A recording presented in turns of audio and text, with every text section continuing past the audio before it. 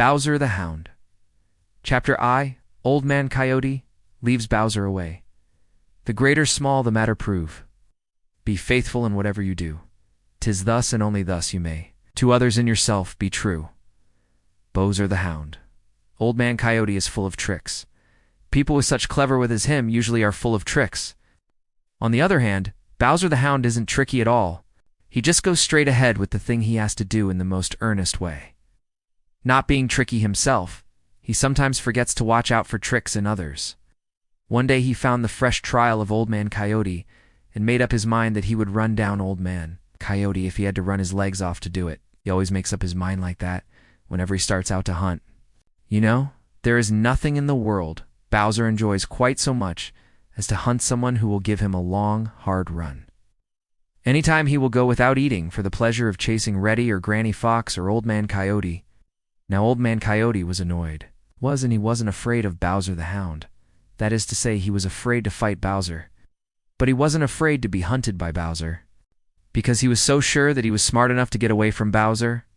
If Bowser had appeared at almost any other time, Old Man Coyote wouldn't have been so annoyed. But to have Bowser appear just then made him angry clearly. You see, he had just started out to get his dinner. "What business is that good-for-nothing dog over here, anyway? I'd like to know," he muttered as he ran swiftly through the green forest. "What right has he to meddle in other folks' business? I'll just teach that fellow a lesson. That's what I'll do. I'll teach him that he can't interfere with me and not be sorry for it." So Old Man Coyote ran and ran and ran, and never once did he try to break his trail. In fact, he took pains to leave a trail that Bowser could follow easily. After him, Bowser ran and ran and ran, and all the time his great voice rang out joyously. This was the kind of a hunt he loved. Out of the green forest into the old pasture, Old Man Coyote led Bowser the Hound. Across the old pasture and out on the other side, they raced.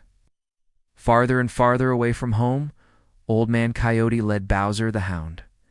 Instead of circling back as usual, he kept on. Bowser kept on after him. By and by, he was in a strange country, a country he had never visited before. He didn't notice this, didn't notice anything but the splendid trail Old Man Coyote was making.